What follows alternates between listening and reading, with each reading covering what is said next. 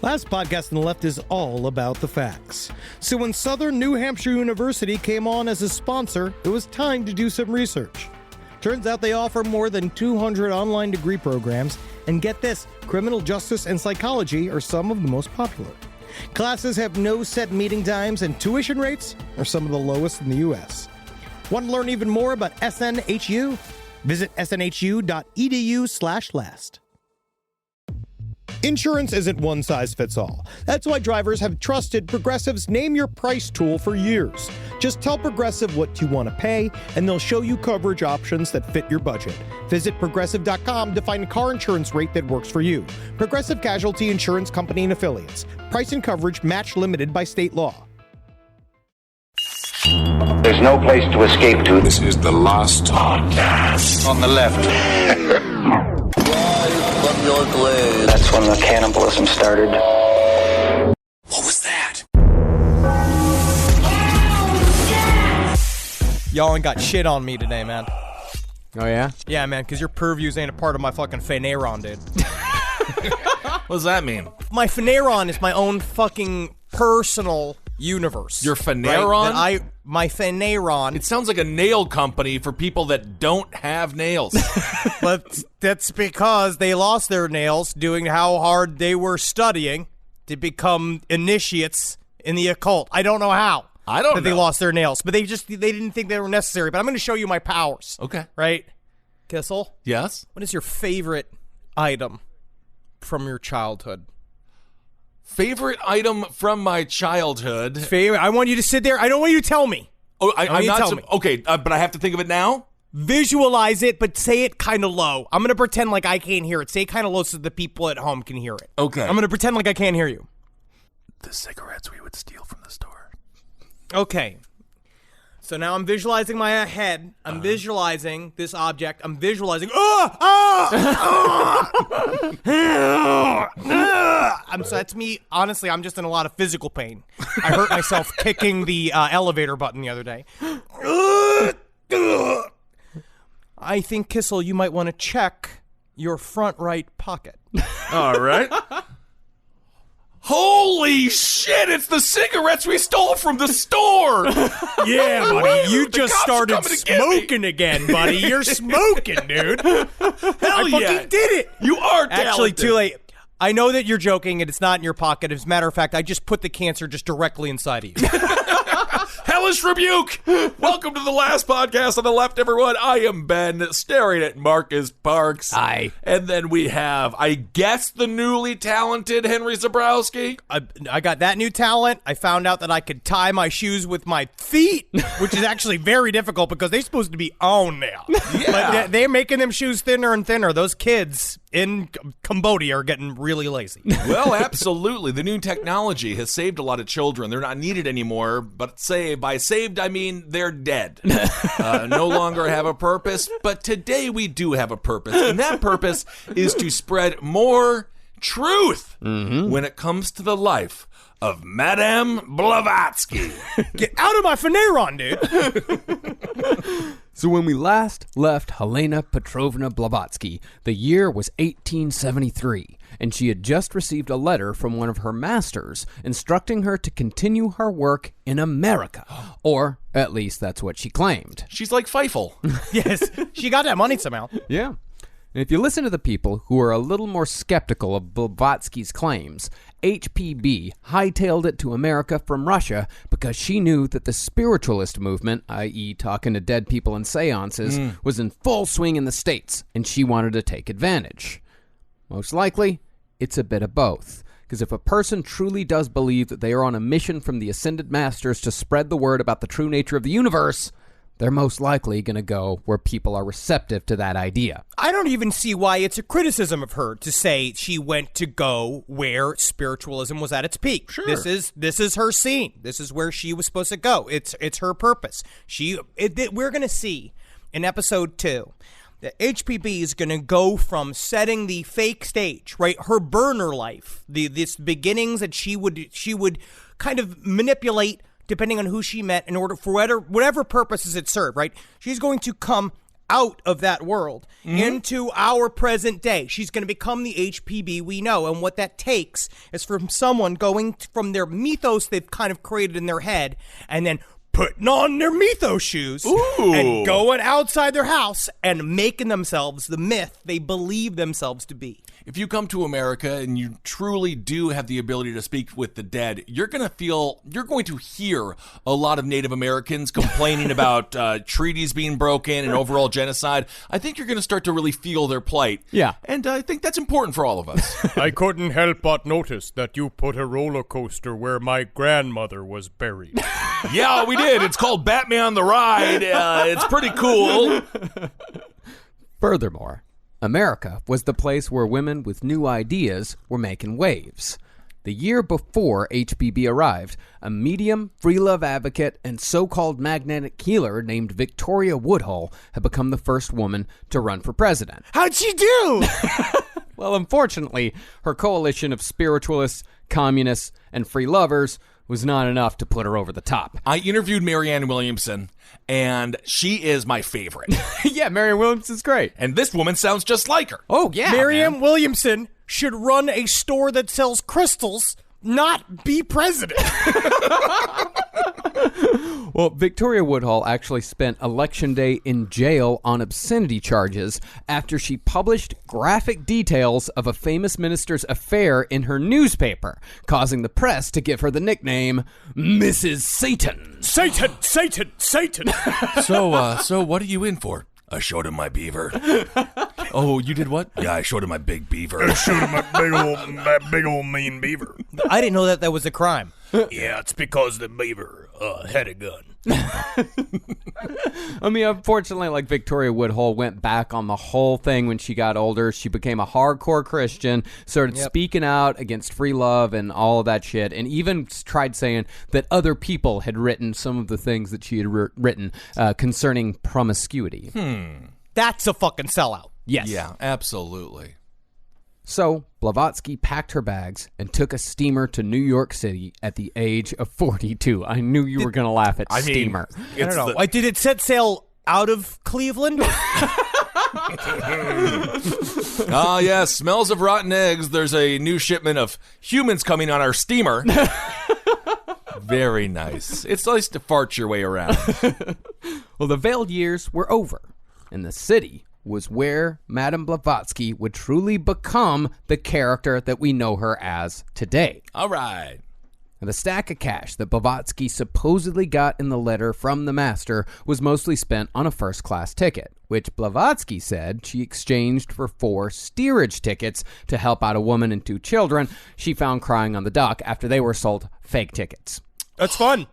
We don't know if that's true, though. That might be her saying she's a little bit more of a better person than she really is. There is nothing like being tricked into buying tickets. I did this when I first got to New York. I was outside of MSG. I wanted to go see the Knicks play, spent $75 on tickets. I went to the ticket teller and he laughed and laughed and laughed.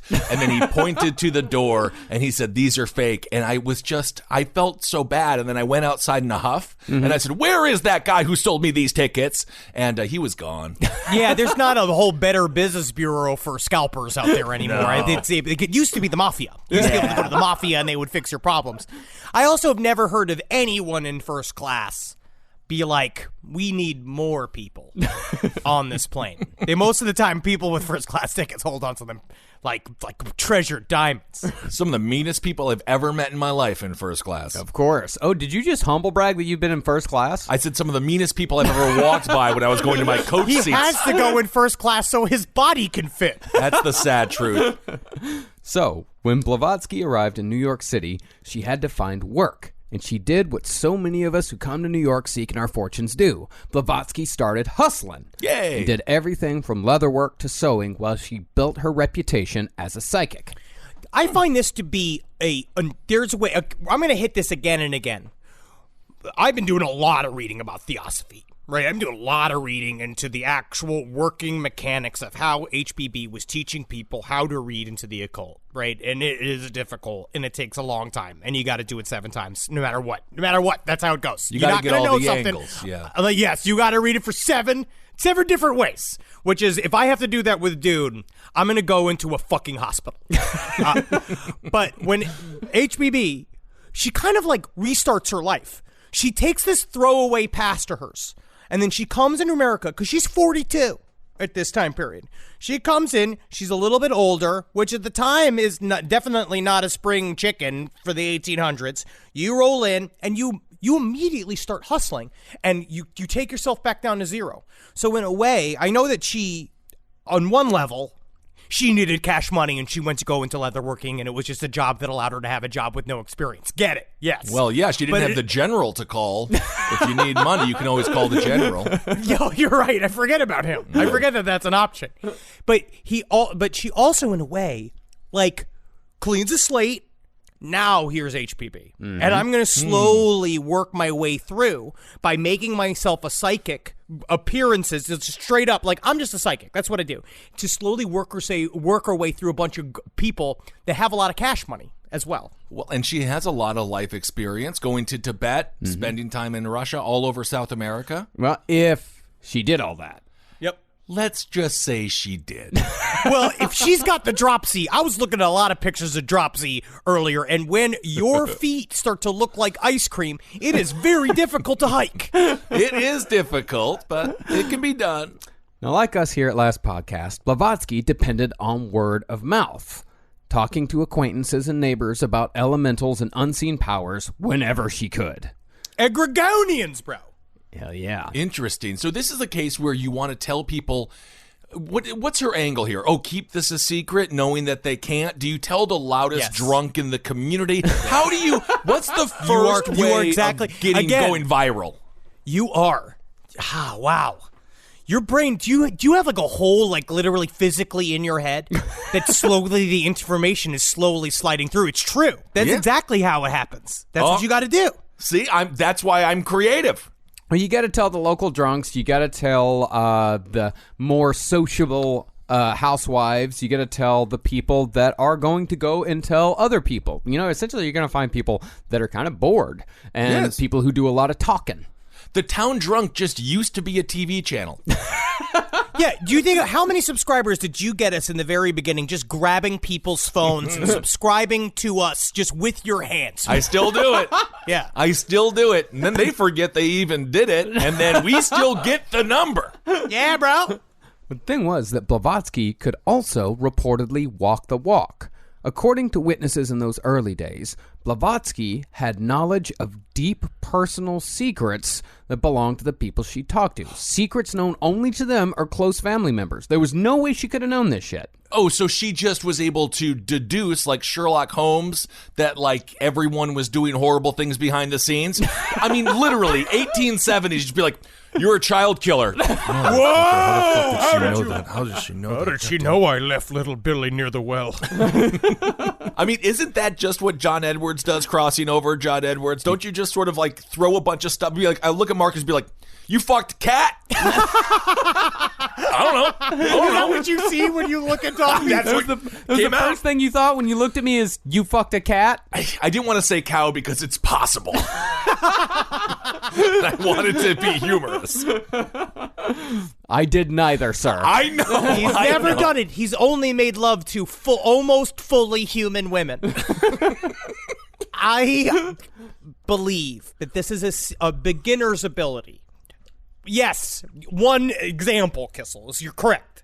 The shysters. Right. People that take this stuff and they will throw shit at the wall to try to see what connects with you. They look at your eyes. They take facial cues. They look at the way you hold yourself. They dig around and try to find it. Because mostly if you're arriving to a psychic, you are looking for something. Yep. Quote, number one, you're missing somebody. Number two, looking for money, looking for love, looking for these things. So you already there wanting something. So right. A psychic a lot of times will see, okay, how do I figure out what it is that you want? Why are you here? I just have to kind of float some stuff and see how your face twitches. Yeah, you look down, you see they don't have any shoes on, and they're like, You're here for sneakers, are you? My God, you're incredible, Madame Footlocker. But there's also some people like Anton LaVey. And LRH too had a natural ability to read people. Cult leaders have this quite often. They have that ability to find a mark because what a cult leader is doing, or somebody like HPB or LRH, is that they're not looking to just get your money like a normal psychic.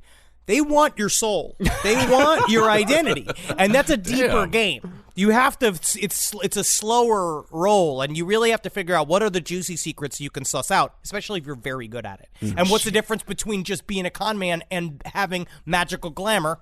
I don't know. So you're saying Madame Blavatsky is a Cenobite? Straight out of Hellraiser? I love God, I wish there was a new Hellraiser. Man. There was one, but the fat Hellraiser failed us all. It was a horrible fat pinhead. Well, the hustle days ended when Blavatsky's father died, and she came into quite the inheritance. She moved into a hotel, lived the high life, and invested in a chicken farm in Long Island owned by a one Countess Gorebko. I love it. How many times I wake up and be like, what did I do last night? Oh my God, I invested in a chicken farm on Long Island with Countess Gorebko. What are all these feathers doing in my pussy? I don't know why I'm talking. What is, and then this is a true question, what's a count? A count? What is a count? How do you become you mean a countess? Like a countess? What is a count? It's like I know dukes, I know kings. Describe what a duke is, though. You say you know what that is. You want to know what a duke is? Yeah.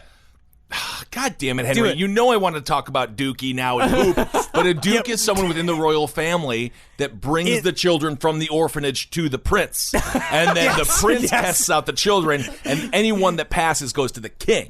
They're the elbows of the human trafficking supply chain. Yes. But I think a countess and a count, maybe I'm wrong. I'm certain. Feel free to correct us. sidestorieslpotl@gmail.com. But I think a count is very honorary. I think you kind of get named one if you saw a bunch of kids go into a U-Haul and you just went, blah, blah, blah, blah, just covered your eyes. Then you get to be a count. Yeah. I always play the theme to Jurassic Park when I see child prostitution happening. I think it goes king, duke, count, and then everybody else. Then everybody, the serfs. Yeah, it's serfs. The serfs, exactly. Yeah, count is, I think the lowest of the nobility. I see. But that version of Madame Blavatsky getting the inheritance, living the high life, investing in a chicken farm, that's the Gary Lockman version. Marion Mead wrote that the inheritance was modest, and the most Blavatsky could afford was a room above a saloon, which she quickly set fire to with her chain smoking, and then accused the firefighters who saved her of stealing her watch. Difficult woman. I like both versions of the woman. I think both versions of HPB are a funny lady that I would like to be around. Like, just to her just been like, goddamn firefighters stealing my damn watch. I know what they were looking for. Like, that's how my mom always felt about firefighters. All of a sudden, be like, they just come in here looking at the jewelry. And I was like, Mom, they are civil servants. Well, I mean, my father was a police officer. I mean, one version is Madame Blavatsky, and the other version is Helen. Yeah. I really like this. I want to start delineating where is Helen and where is HPB. I love firefighters, but they'll steal from you. They will. They will. Well, we had the firefighters kids down the street, and I remember that the oldest daughter used to have sex on the stoop of the corner store with her boyfriend, and I think they're fine. And the other two kids, they used to torture me and my sister, but then they set fire to an old lady's house across the street. But they seem to be, I don't know where they are. They probably are, honestly, they might be in the government. They might be congressmen. They sound like the redheaded kid from Toy Story, just hanging out with a bunch of decrepit toys, half-burned Batmans that their father was able to save. That's what they did. And then the fireman, we called them fireman's kids. The fireman was never around because he was a lazy fireman. It's what my father and the difference was with the police and the fire department. He's just like, I at least got to go to the bar to drink. They just drink at their jobs. And I was like, but Dad, you're also drinking at your job. He's like, yeah, but I go to the bar like a lot too, you know. All right. Well, Madame Blavatsky was starting to form a pretty good local reputation. So building off of that local reputation, she did an interview with a reporter for the New York Star named Hannah Wolf, making claims that she'd fought with the Italians versus the French while rapidly rolling cigarette after cigarette with one hand. Do you remember that very funny Theosophy lecture I sent you, Marcus? Yes. Where the guy who given it, Michael Gomez, one of the authors of the books we've been working, he called her. He's like, and I guess that HPB was the very definition of a holy roller. And the audience went nuts. They fucking lost their minds. I'm not going to lie to you. I got it. And I get it, and I think it's pretty good. It's pretty good. Bunkers.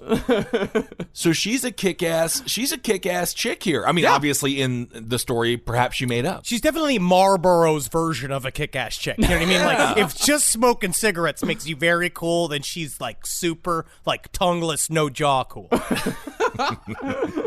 Well, Wolf claimed that after the interview, HPB tried becoming a professional writer and submitted a humorous satire about the United States government to Wolf for an edit. Wolf was a reporter, so HPB was like, I want to become a writer. Here, look at thing. Oh.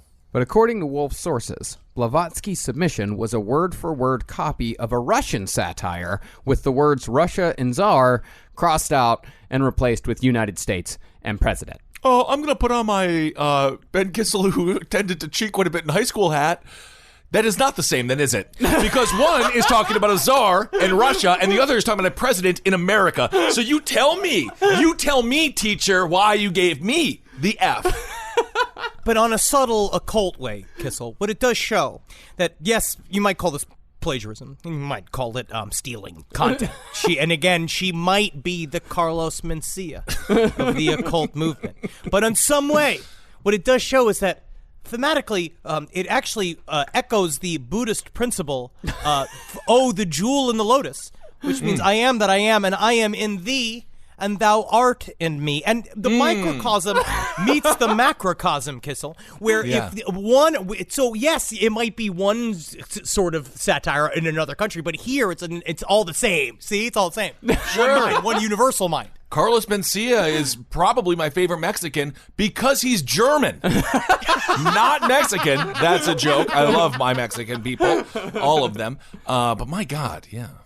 But regardless of Blavatsky's career choices at the time, both Lockman and Mead agree that this was around the time that Madame Blavatsky met her number one acolyte, a 42-year-old lawyer in an unhappy marriage named Henry Steele Olcott. Ooh. Now, Olcott could be described by cynics as nothing more than a blind fool taken in by empty promises of spiritual understanding and power, an easily manipulated puppy who followed Blavatsky without question for years until the whole thing blew up in his face. Like Carol Baskin's husband. He's loving it, man. She keeps him happy. You know what I mean? Oh, she must. But looked at another way, Olcott could also be described as a man who yearned for an unconventional life in a time when the opportunities for such were scant, and he saw HPB as the person who could make that dream a reality. There's something about just the fashions of the time, I think, that makes me see, like, because, you know, the pictures are all super serious, and Henry Olcott has that big, like, farmer's, like, serious man beard, and he's got the serious glasses on, and he looks like a serious, very, like, put together and buttoned up person. And right. I think it's partially got to do with the fashion of the time, but you find out, like, you look at all these serious ass pictures, and you're like, Olcott was actually fucking freaky deaky. Yeah. It's like the opposite. It's like he was fucking and getting hammered, and he was looking for a license to love. Yeah, absolutely. Very interesting. This podcast is brought to you by Squarespace. Squarespace is an all-in-one website platform that helps you stand out online. Yes, that's right. You don't have to smash your face with a hammer. You can just start a business. It's got everything you need on Squarespace, from securing your domain to building a professional site and showcasing your work all in one place. Let's say you want to show everybody how you can carve your ribs out of your lower abdomen so that you look more like a Ken doll. That's amazing. You can bring your vision to life with AI-powered design design or curated templates, plus flexible editing tools that helps you create something that truly reflects your style, especially if you are somebody that is trying to corrupt the young men of America. That's what Squarespace is really going to help you. Squarespace makes it easy. It makes it easy for you to put all that together, and you just go to Squarespace and do it all. Thanks, Braden. Head to squarespace.com/left for a free trial. And when you're ready to launch, use offer code LEFT to save 10% off your first purchase of a website or domain. This is a paid ad by BetterHelp.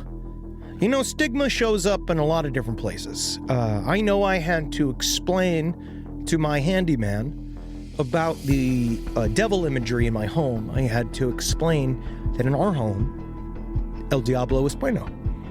And he reluctantly agreed. I think largely just because he was in my home and he was scared. But over time, he began to see, the devil can be my amigo. See, even in 2026, stigma can get in the way of a lot of things, right? My handyman almost didn't put up my floating media cabinet, right? You got to get support for your mental health. Maybe you've encouraged friends to consider therapy while avoiding taking the first step yourself because you're busy, worried what others will think, or telling yourself you should handle it alone. No, you need a team. Get therapy with BetterHelp, the world's largest online therapy platform. Give me a space to slow down and talk through what's building before it feels unmanageable. So let's take a short questionnaire to identify your needs and preferences, and BetterHelp will handle the initial therapist matching work for you. Their industry-leading match rate means BetterHelp typically gets it right the first time. Feel confident knowing BetterHelp therapists work according to a strict code of ethics and are fully qualified. So don't let hesitation hold you back. Find support with BetterHelp. Sign up and get 10% off at betterhelp.com/lastpod. That's betterhelp.com/lastpod. Hey there, everybody. Is your cell phone bill too much money? Are you getting that bill and you're like, hey, what is this? I can't believe for what? For 5G? Are you crazy right now? $100? I don't even barely got any bars when I'm just sitting in my living room, okay? You don't have to deal with that anymore. Are you ready for this? $15 a month. That's right, $15 a month on Mint Mobile. Yeah, baby. Get their wireless plan, because they're just sitting there on the T-Mobile 5G network, and it's just $15. Your whole life, you're just paying all this money every month. You're like, why? Where's it going? It's going to these phone companies that are robbing you. So go to Mint Mobile. Let them help you talk to your mom. So get your new wireless plan for just $15 a month. Go to mintmobile.com/LPOTL. That's mintmobile.com/LPOTL. Cut your wireless bill to $15 a month at mintmobile.com/LPOTL. That's it. There's no catch. Upfront payment of $45 for 3 months, $90 for 6 months, $180 for 12 months. Plan required, $15 per month equivalent. Taxes and fees extra. Initial plan term only. Greater than 50 gigabytes may slow when the network is busy. Includes up to 20 gigabytes hotspot. Capable device required. Availability, speed, and coverage varies. See mintmobile.com. Now, Olcott was no dummy. Even though he was a bit of a womanizer and a party boy at times, so much so that HPB called him, in the parlance of the times, a quote-unquote gay dog. Oh, you should see how gay of a dog Kissel and I can be when we can leave our homes. My goodness, a 42-year-old stinky farmer party boy. Who doesn't want to hang out with that dude? That's the gayest dog I've met since Rick James. Uh-oh, I'm hearing a sniffle. Is that gay dog? Get over here. But despite being a party boy, he was also one of the 3 men commissioned to investigate the assassination of Abraham Lincoln. I can't put him on the bottle of Cabana Boy, okay? Can we not say party boy? He's a 42-year-old farmer who gets hammered. He's not a farmer. He's not a farmer. He's not a farmer. He's just a farmer's He's look. the definition of the fucking city boy. Oh, okay. Yeah, he's a city boy. He's a lawyer. He's a lawyer. He's just fucking all wrapped up in the fucking bullshit that he's got to do all day, man. He's fucking, what's his name? Was it Tom Hanks? Was the movie with the man with one red shoe? He's looking for an adorkable, funny, kind of out-of-the-box girl that will maybe show him the errors of his fucking button-up ways. If a man ever calls you adorkable, you can pull a gun and shoot him. Well, Olcott had also been into mesmerism, clairvoyance, and magnetic healing when he was younger. But after he married the daughter of an Episcopalian rector in 1860... she'd forbidden anything that might be interpreted as devilish. Rector? Thank you. Dang near... Rector. Do it. Complete it. Finish the ritual. Have to. We cannot continue the show until you complete this. Rector dang near got her a free soda at Golden Corral. Isn't that... It's just getting worse. Now, the anti-HPB crowd claimed that Blavatsky lured Olcott away from his wife and children using either feminine wiles or promises that she could provide the sorts of spiritual knowledge and power that Olcott had long sought. But Olcott was already in the process of divorcing his wife by the time he crossed paths with Madame Blavatsky, although one could say that completely abandoning one's family to pursue the occult might not be the most reasonable choice for a man to make. I mean, I don't know about that one, Doug. I feel like there's a lot of people, and that sounds pretty attractive. Real question. That must have been very controversial. It was pretty Divorce controversial. in the 1800s? It's New York City. It's not as big of a deal. It's a bit more cosmopolitan around here.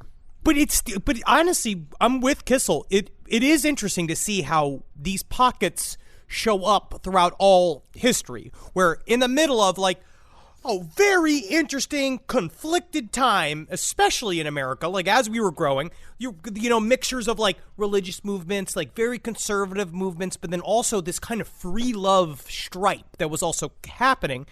He found his spot of freaks. I think that he was raised in a world that he was supposed to do XYZ, just like HPB, and all of a sudden, it's of course he was into mesmerism. That's where all the freaky chicks were. That's where all the fun-ass dudes were. They were all like always. It's always been. Over in the witchy corners where you got all your cool friends that, can't make the football team because they can't they can't even put wrist weights on, but they're doing magic. They're making cups shit appear, and sometimes they're wearing, see-through shirts. Oh, my goodness. Mesmerism. Mesmerism. That's very useful if you want to be in a spelling bee. It does not indicate intelligence, however. A spelling bee? Yes, it's just about memorization. So this is where this is taken to. You've decided to attack spelling bees. You ain't smarter than me. I did yell at that. I did yell that at the TV. I could see you with the fucking tall boy in the back of one of those being a kid's being Zonicism.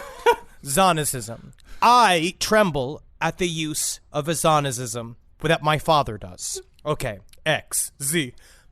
Ain't smarter than me!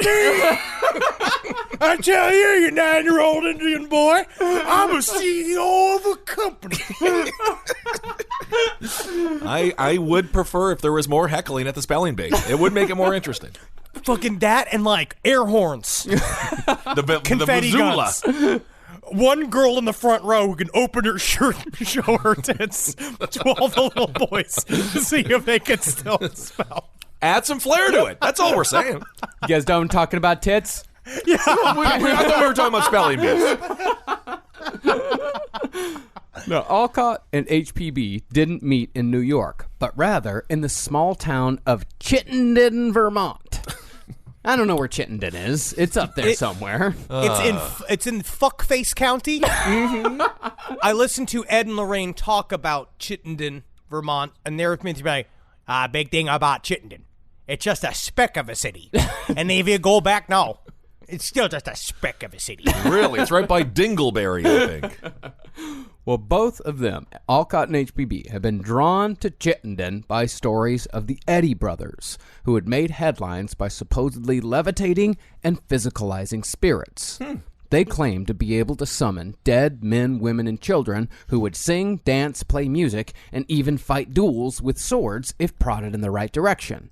This was, of course, all classic spiritualism. Good old-fashioned American spiritualism. God, I wish that was real. Ah, right? Well, Man. according to people who went to the Eddy brothers, they said that they saw full-on bodies. They saw full-on apparitions. Full torso vapors. Really? Yeah, full torso vapors. And they would go and they would see these things full on. And I mean, who knows? And then a lot of raps, things flying around, phantom lights. Is it possible, though, they were able to pull off a show like that? Well, we'll get into that. Now, according to Gary Lockman, spiritualism had an entirely different history than the one we know. We know spiritualism as the paranormal fad of the 1800s, pretty much just entertainment for the people. But Lockman claims that it sprung from an argument between various 19th century occultists. See, occultists of that time were split on whether or not they should tell the people what they knew, because after all, the word occult itself means hidden or secret. On one side, you had people more in line with the Hermetic Order of the Golden Dawn. They believed that knowledge of the higher realms should be kept a secret lest it be profaned by the general public. Yeah, because they just used it to make people shit, Kissel. Do you remember last episode? Hellish rebuke! Not surprisingly, those people tended to be richer folk who saw occultism as something that set them apart from the common rabble. Right. Because after all, if everyone knows about it, then it's no longer exclusive. Not much has changed. It might even lose some of its juice. Yeah, I get that. I understand. On the other side, though, you had occultists who thought that anything and everything they knew should be readily available for anyone who wanted to know it, and it was their responsibility to instruct society in the ways of the spirit realm and the occult. They thought that the well was infinite. See, this is... So some want the McDonald's route. They just want to. They want to get into franchise. They want to franchise it. They want to franchise it. In a way, they just think that this knowledge should be open to all. Yeah. But then you also have some people who want to go the Cattleman's route, which was an amazing steak place in Oklahoma City. Where Stay indie. I'm sort of going with the Cattleman's route here. But I mean, somewhat. I mean, it depends on if you think that magical power is a finite resource or not. And it also depends on if those people that are saying that magical power is a finite resource are really just creating false scarcity in order to keep it all to themselves. It's an interesting concept. If you go to BlavatskyArchives.com, they have an incredible collection of theosophic writings and textbooks. Now, this is where I'm going to start more and more of my talk about how to read the occult. I have discovered just how stupid I am. I am at the very foot of the mountain. I have no idea. I've read enough to now know I don't know a fucking single thing. But there is an incredible textbook that is in the Blavatsky Archives. It's called An Introduction to Esoteric Principles. It is a study course by William Doss McDavid. I hope he is not guilty of any crimes. I'm not certain. I haven't checked it. But one thing he talks about how in the days of Atlantis, to go back, that was when the first 3 root races, which we'll get to next episode, the first 3 root races were openly taught this kind of occult thought. It was the Atlanteans that said, we need to start controlling this shit.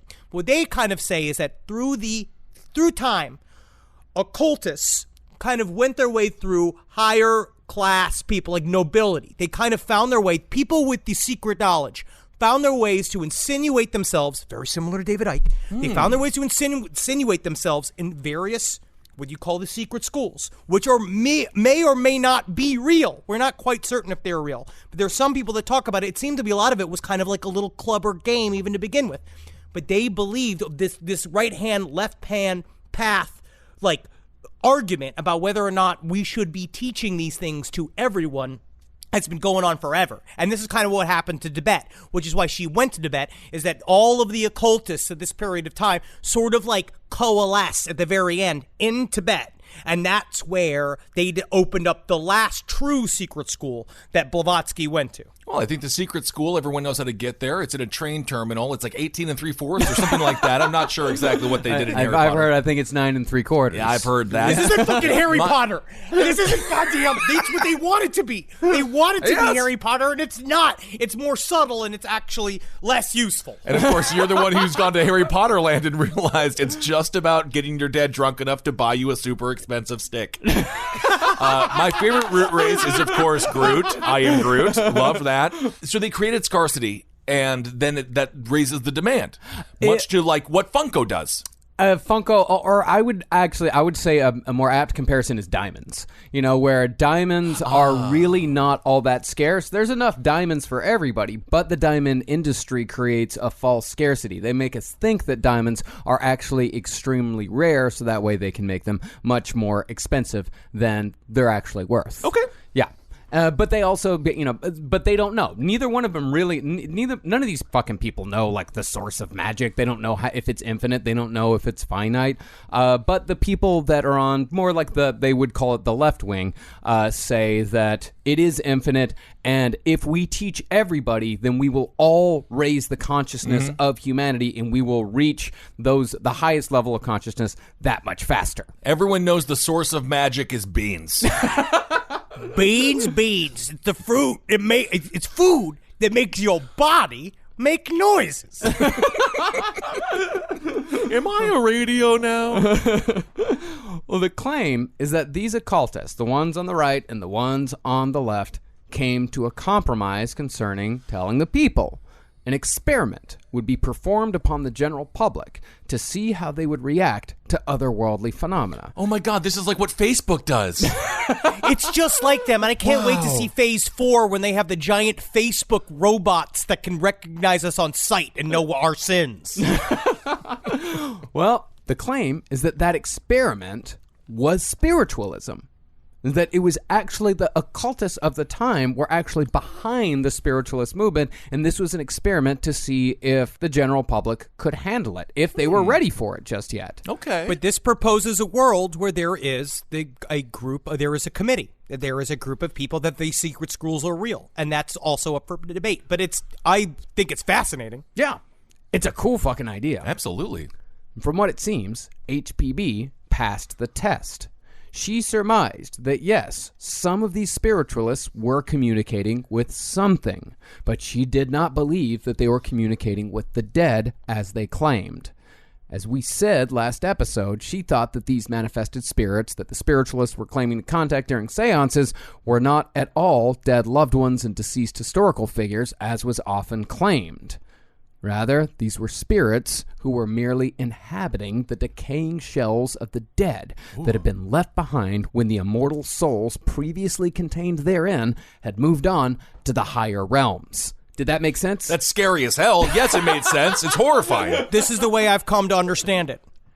Ready-made tulpas are the memories of your loved ones. They're the husks of the memories that you project out into the world. Egregonians, nameless creatures of the ether world, of the astral plane, the goblins, the gnomes, the aliens that we speak of often, right? They come in and move into the basically abandoned tulpas of the the memories that you have of your uncle. And then they can make your uncle do all sorts of shit. Oh my God, including collecting action figures at an older age. Don't throw shade at Mike Lawrence on our show. He is a very professional. No, he's an OG. He never stopped collecting action figures. That's a big difference. If you start at 40, man.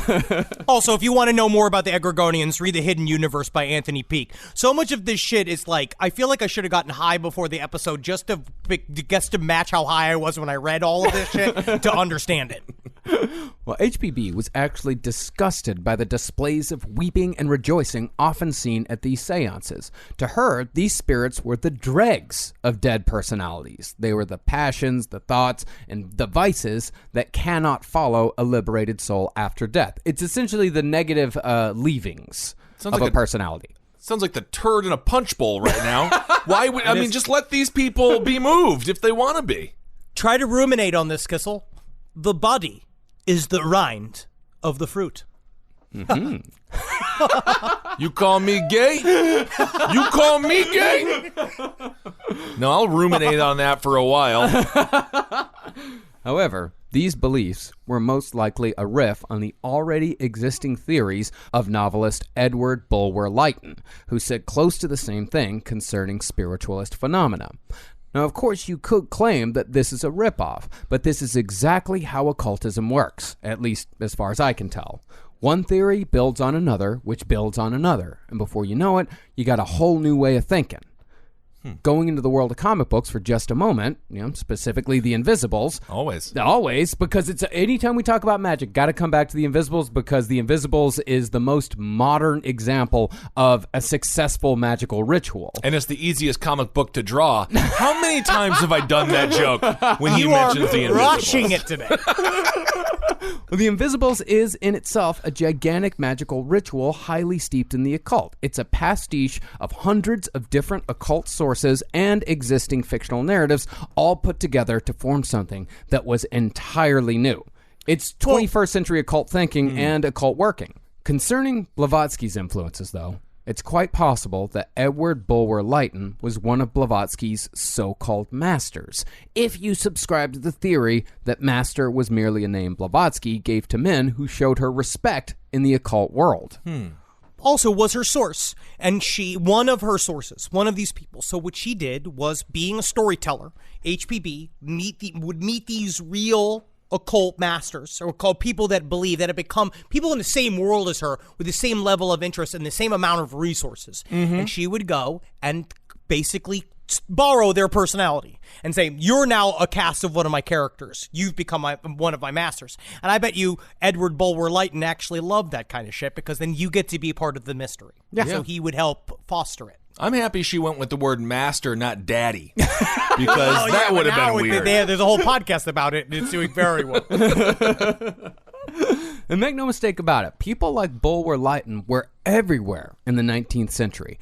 This truly was the heyday for occultism and magic, when it came to all that being a big part of the culture. And there were all sorts of people trying to cash in on the phenomena while also backstabbing and backbiting. These dudes fucking hated each other.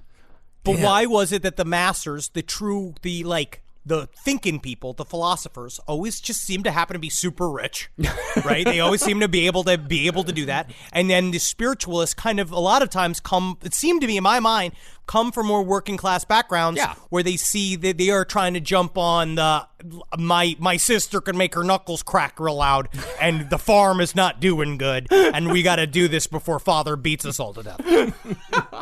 They sound a little bit like the UFO community. Somewhat. Yeah. Well, is this a burn? No, it's not a burn. I'm just saying those backs are bitten more than Marv Albert. That is a Marv Albert 1990s joke. That's a pretty good one. That's a pretty good one. For those of you who don't know, Marv Albert was a sportscaster who... This is going to take 20 minutes just to describe it for anybody under the age of 35. Jokes are only funny if you have to explain them. Yes. But it's true. That's the same bitterness, right? It's that Tom DeLonge could come in and buy his way into a legitimate avenue in ufology where, most of the foot soldiers of MUFON, they truly are foot soldiers, meaning they cannot afford a car. Well, for an example of these guys going at each other's throats back in the 1800s, the Eddy brothers, who were the whole reason why HPB and Henry Steele Olcott got together, were, like so many other spiritualists, eventually outed as frauds. The guy that took them down was a stage magician named Chung Ling Soo. Oh, he came all the way from Asia, huh? Must have. Well, interestingly, Chung Ling Soo was a fraud himself, whose real name was William Ellsworth Robinson. What? Oh, white guy then. Oh, he's a white guy. He was an Englishman. What? Okay, hold on a second. And he only took the name Chung Ling Soo out of spite after getting into a magical spat with a real Chinese magician named Ching Ling Fu. This is where, in the year 2020, I can't go into a caricature of Chung Ling Soo, even though it is quite appropriate. But I'm sitting here festering in free speech, Dale. I built a copy of my body out of my own my appeal papers. I've torn up and made into a crude paper mache that I have put into a form of my body, reading the Hidden Universe. I did a whole fake cover of it. Eventually, I will escape. Well, William Robinson's career ended abruptly when a modified gun accidentally fired a real bullet in the midst of his famous bullet catch trick, and the otherwise named Chung Ling Soo died on stage like Brandon Lee. Yeah, that would be a hell of a performance to see, though. Oh, man, apparently... Well, the thing is about Chung Ling Soo is when he was on stage, he would pretend like he couldn't speak English. That's kind of how he got away from it. He pretended like he couldn't speak English, but the moment he got shot, he went, "Oh, God, something's wrong, close the curtain." Oh, my God. So he was just Mickey Rooney. He was just Mickey Rooney in, like, every role that Mickey Rooney had in the 50s for some reason. But if that's why he's not the greatest performer of all time. You gotta hold it. Yeah. You gotta hold it. Honestly, you know what? It turned out Mickey Rooney was actually 7'2". But the fraudulent nature of the Eddy brothers didn't matter to Henry Steele Olcott. For him, the real story in Chittenden was the captivating Russian who just barreled her way onto the East Coast occult scene. Olcott first saw the mop-haired Helena Blavatsky sitting around a communal table wearing a bright red shirt, and for some reason, both her physical appearance and her overall demeanor enthralled Henry Steele Olcott. Okay. HPB was on the cusp of fashion at the time. She wore this at the time. Wearing like military gear was like the like most haute couture thing that you could do. Yeah. She had this like military outfit on, and this is where I think she just has something about her. There's something magical. People fall in love with her all the time. She has what's called glamour. She has that ability where someone goes, because you look at a sea of browns and grays. Right. And there's that mop-headed, dropsy-footed woman with the big red shirt on, and she's just like, "I'll suck your dick through your pants. You won't even know I'm sucking your dick." Like, she's like saying like weird shit, and you're like, "What?" And she's just like, "Magic." Yeah. You just got magic, and you were just sucked right in. That's amazing. So he's like, "Let me be your Iraq to my..." Wait, let I want to say something about Norman Schwarzkopf. And I want to say that he is Iraq and she's Norman Schwarzkopf and he wants her to invade him. I don't know. Does this episode take place in 1998? Like, are you in your own Feyreron? Are you in your own Feyreron? Where it is 1998 to you, MJ just... Did you watch The Last Dance and think it was live? Well, the whole relationship between Henry Steele Olcott and Madame Blavatsky, I mean, it wasn't really sexual. At least that's what they said. And Madame Blavatsky, despite what Henry said about sucking dick through pants, I know, Madame Blavatsky was not a sexual person in any way whatsoever. Yes. She did not like it. She felt that those were above, which is even in her various instructions. She talks about how, because her sexuality added to magic made everything black magic. And she was not into the baser needs of the body. Except for food. Well, you got to have something in your life. She did love food. Absolutely.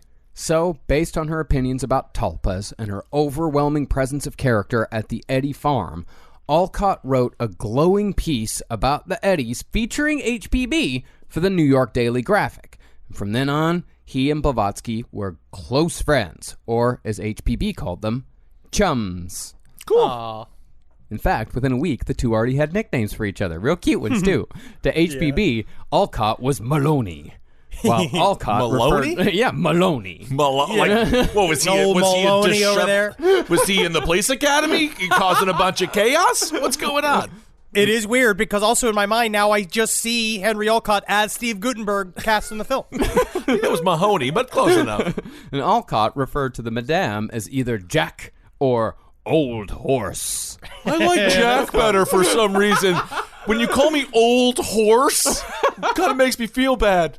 Do you have any idea how many horses I've fallen off of? Stop mentioning them. My pussy's upside down because of that. Do you know that? That my organs are literally tied in a knot like those sex tricks people do with cherry stems? Well, Blavatsky and Olcott were inseparable, although the attraction, Olcott said, was soul to soul, not sex to sex. Now, after the article about the Eddies and HPB was printed, a skeptic named Dr. Beard visited Chittenden himself and joined the growing chorus of debunkers when it came to the Eddies' ability to physically manifest spirits. Hello, my name's Dr. Montague Beard, and I am going to debunk the living hell out of this story, and this is my wife. Hi, I'm the wife of Dr. Beard. I love sex with him. Let's just go. You know what? All of this has put me in a tizzy. I'm going to go have sex. Let's go have my wife sex. after this. Yeah, let's kiss. Well, after 2 days at the farm, Dr. Beard surmised that the Eddies were partially using electric current to create the phenomena, and he claimed he could do the same with the right tools and $3 worth of secondhand drapery. So, But then they said fucking go do it. Yeah, well, HPV wrote a scathing response, calling Dr. Beard a publicity-seeking headhunter, going around causing what she called flapdoodles, which was among her favorite words when it came to debunkers. Okay, I know we live in a pretty conservative world when it comes to verbiage, and I want to apologize, Marcus. Flapdoodle, I don't know if that's acceptable.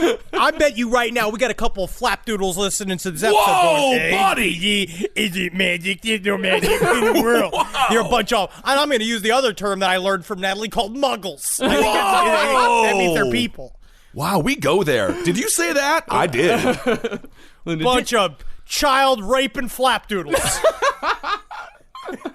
In addition, HPB offered Dr. Beard $500 if he was able to recreate what the Eddies were able to do. Damn, how much is that in today's money? Oh, tens of thousands of dollars. Huge. Now, it might be that the Eddies were masters of their craft, and it really was pretty fucking hard to do what they did, even if it was fake. But Dr. Beard did not take HPB up on her offer. However, it could also be argued that even Blavatsky didn't believe the Eddies. To her, spiritualism was nothing more than a gateway into occultism, which, of course, was Madame Blavatsky's main bag. Well, do you remember when she went back home after her 10 years of being on the road or wherever the hell she was, when she met to Russia, shit would just like fly around her. So to her, all of this was just fucking, this is bullshit side effects. This is all just kind of the afterthought. The radiation of my magical abilities makes all of these things happen. And so if that's just what these people are doing, where they are just sort of like little magnets for activity, and then they try to figure out a way to do it on cue, she knows I actually can do it on cue if I want to. And Right. maybe sometimes we got to zhuzh the performance with some real magic. The great irony of all this, though, is that while HPB did not believe in spiritualism as the public perceived it, she was forced to defend the practice in order to further her own agenda, which just sort of muddled her message for later skeptics. But concerning spiritualists, the real story of the Eddies is far darker than what it appeared to be. See, the Eddy brothers were epileptic, and when they would have fits and spells as children, their father would douse them with boiling water and place hot coals in their hands to try and cure them of their affliction.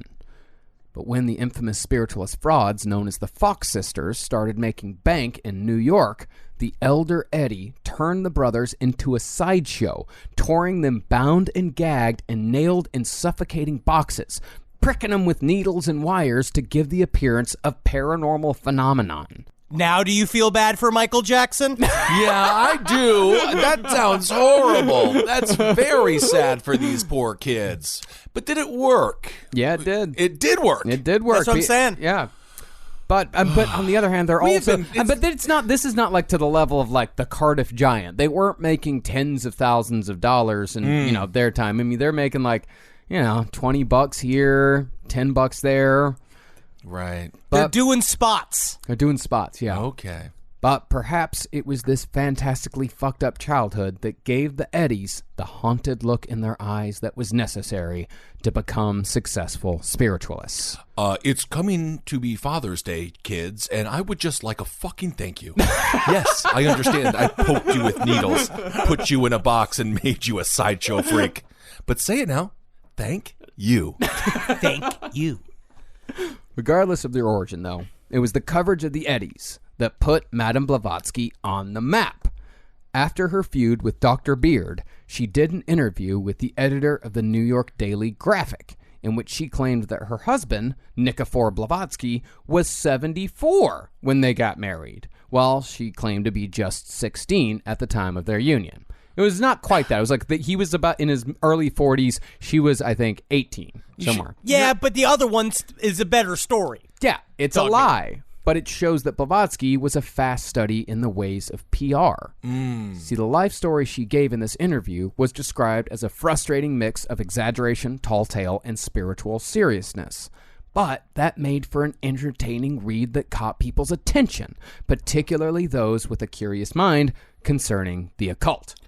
But then, of course, journalists realized their mistake, and they didn't want to spread lies anymore. They don't want to do that, and they've always said that. And that's why we only have honest media, that never spin a story. No, for their benefit. They're like servants. But HPB understood. Again, this is, I think, where she probably gets her most hate, which I think a lot of people get hate. Same thing with Anton LaVey. Anton LaVey, who is not a great guy, but understood. You gotta create. This is a crude way of putting it, but you gotta create a Tony the Tiger. You have to create somebody that can sell the product. You have to create an image that will show people that you are as mystic as you say you are. You have to do this type of shit. And she understood very early that it's about getting them in the door, and then we'll deal with it afterwards. Well, absolutely, and that's why they went with Snap, Crackle, and Pop, because they know pedophiles are up early, because that's when kids go to school, and you want to lure them in. And pedophiles eat children's cereal so they can better understand what kids like and what kids want. And what better than a bunch of little elves selling you the cereal because they're the size of children, but they're legal to fuck. Exactly. Absolutely. Now I have to go eat my Keeblers. Strangely, though, all this press also garnered HPB romantic attention.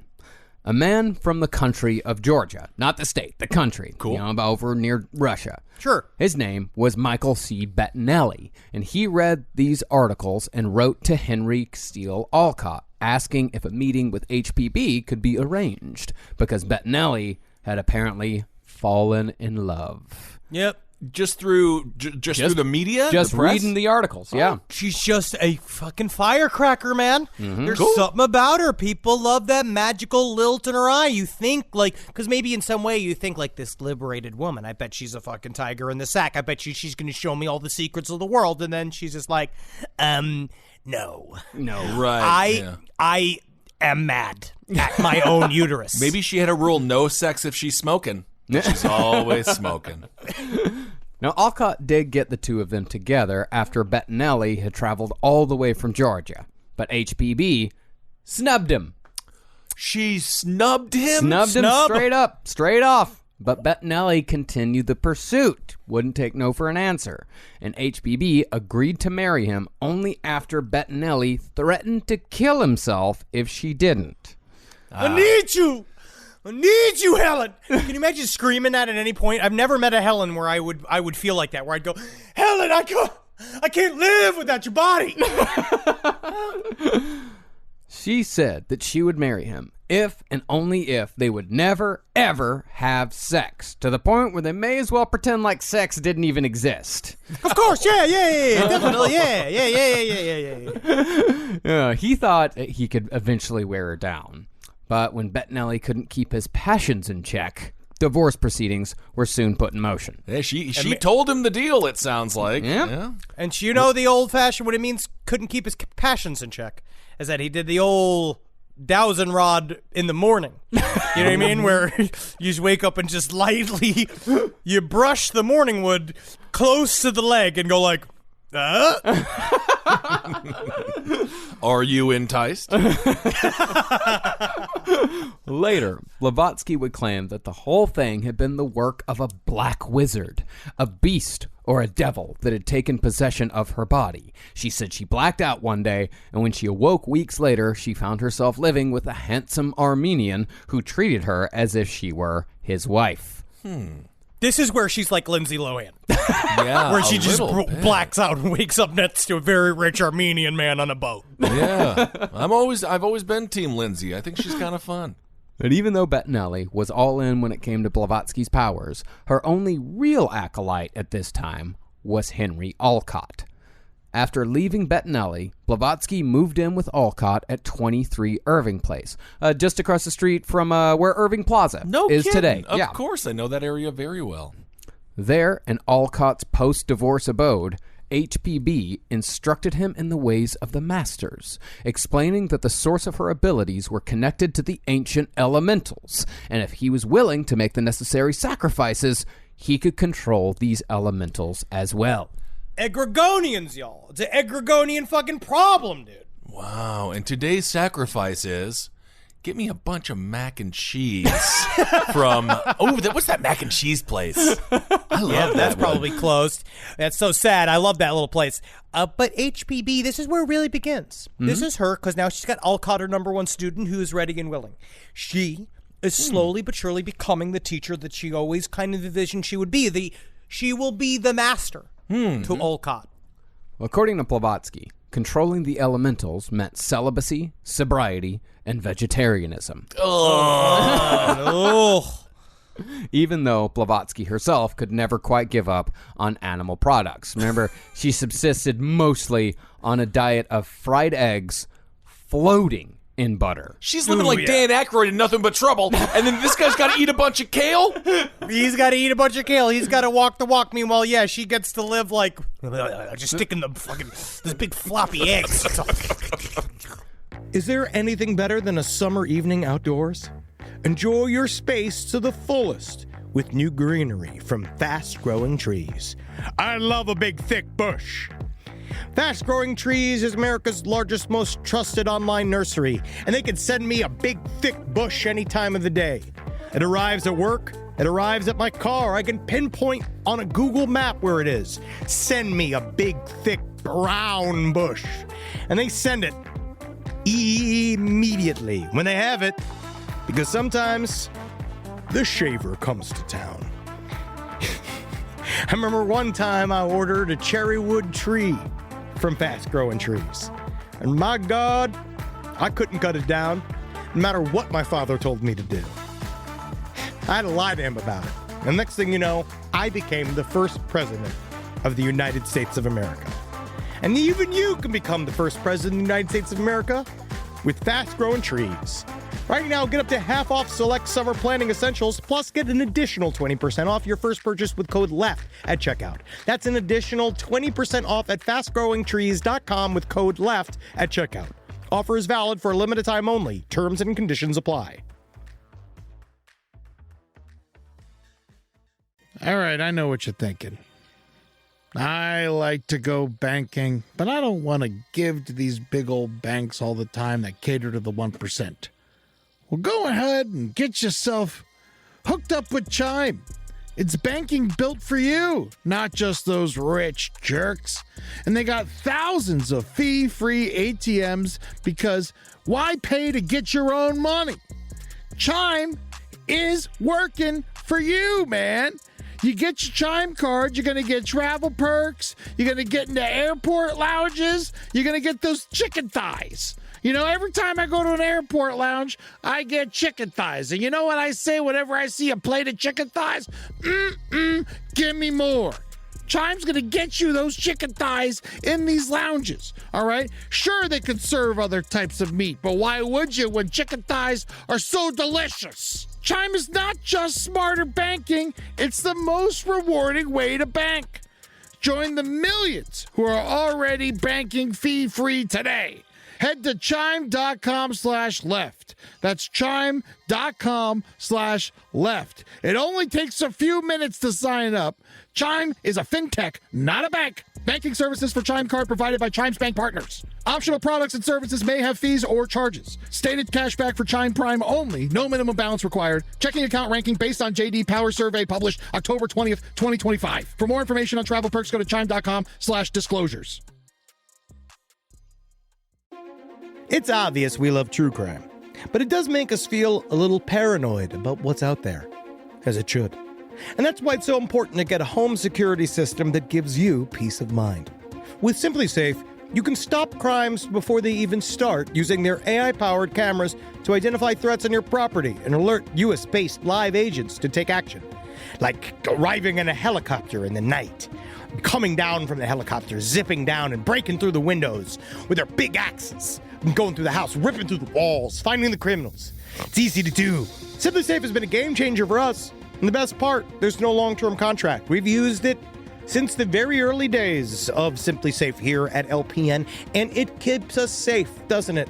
It keeps all of our thoughts inside the building. Then there's the ones we let out because they have to go out because that's a part of it. But SimpliSafe keeps the other thoughts safe. And for that, we say thank you, SimpliSafe. And we want you to experience the same peace of mind as we, which is why we've partnered with SimpliSafe to offer an exclusive discount to all of our listeners. Right now, you can get 50% off your new system by visiting simplisafe.com/LPOTL. That's half off at simplisafe.com/LPOTL. There's no safe like SimpliSafe.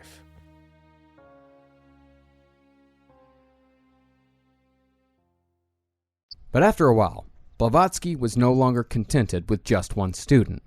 Going off of Olcott's devotion, she began to build what would eventually become the Theosophical Society, which would teach Blavatsky's occult beliefs to anyone who was willing to put in the work. It's called Hogwarts.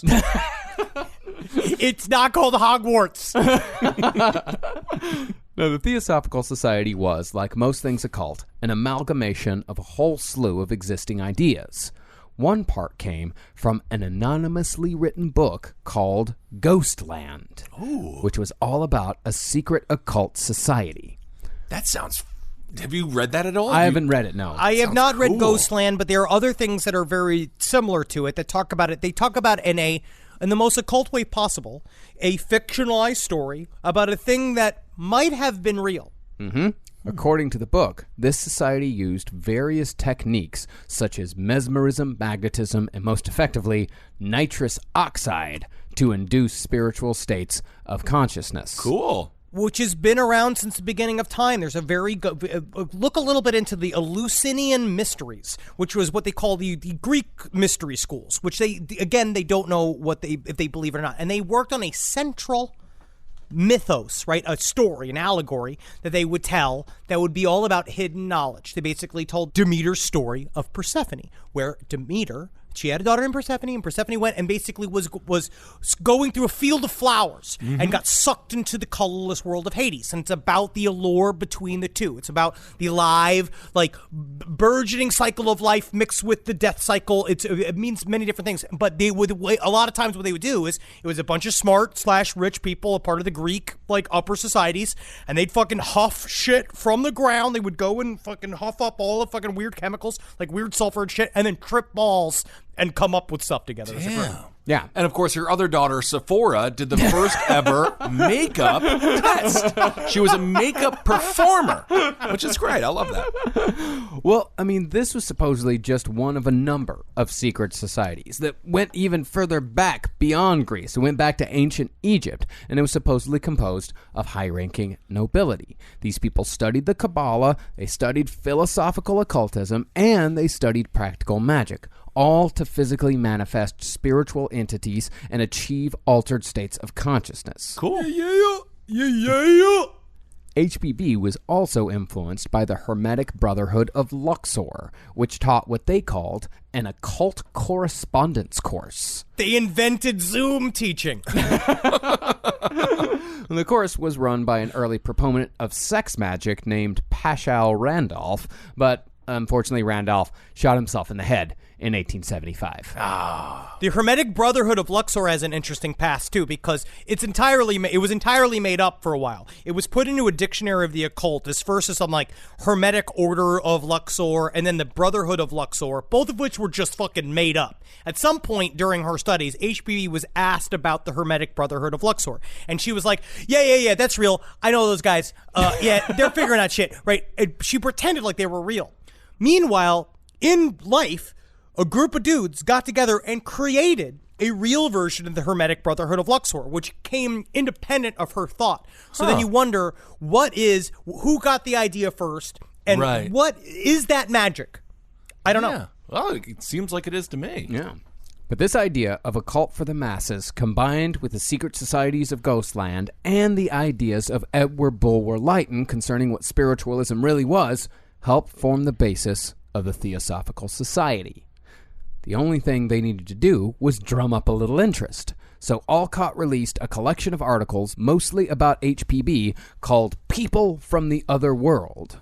Soon after, Blavatsky, not so coincidentally, received word from Master M that it was time to drop the Spiritualist Act and speak openly about occultism. Ooh, it's a big step. Huge step. Also, not so coincidentally, Olcott started receiving communications from the Masters, but those communications were decidedly more solid than the etheric messages sent to HPB. Olcott was getting letters, mostly from Master Serapis Bey.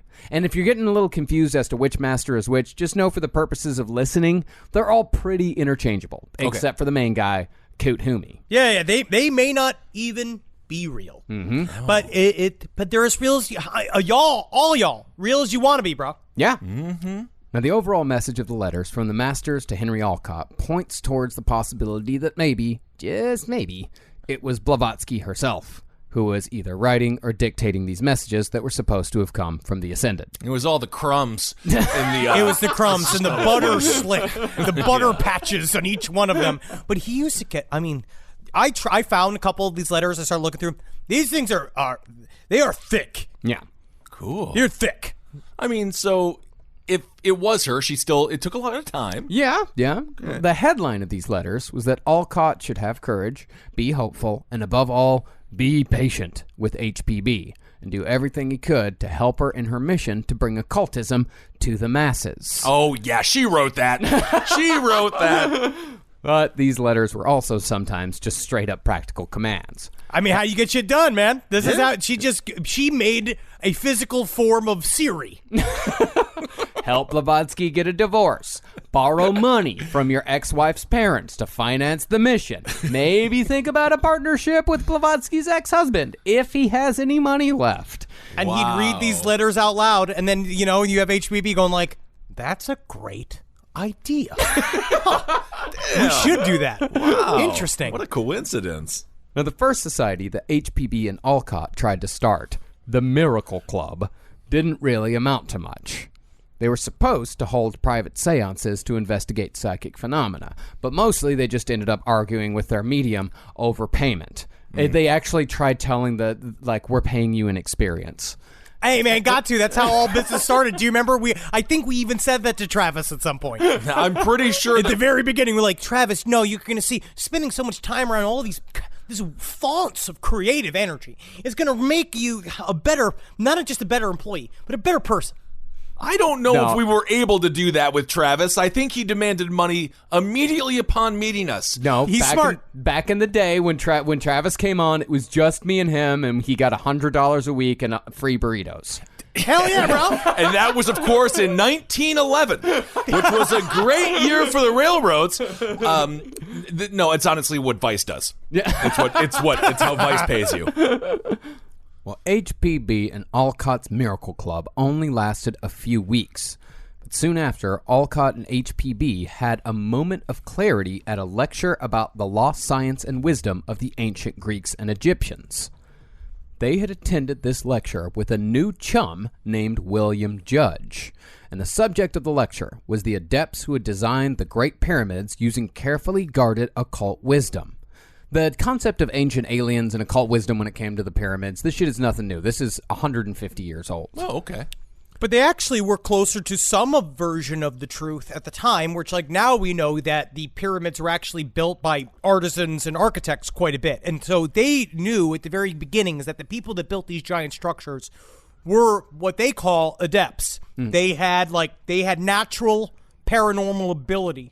And they used that, which could have been at the time what seemed to be highly paranormal, was actually just like the beginnings and true understanding of geometry. Yeah, and they did make a good point about, knowledge being lost, because at that time, people looked at the fucking pyramids and they thought, how they do that? Oh, yeah, How'd they do that? Well, I still look at them and wonder, and of course, geometry fools science. That's what I call it.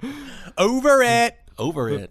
From what it sounds like, Olcott, HPB, and Judge talked through damn near the whole lecture, because as soon as the lecture was over, Olcott stood up and announced to the crowd of 17 that he, Judge, and HPB were creating a new society then and there. They're just biting this guy's whole crowd? Oh, yeah, dude. Yeah, man.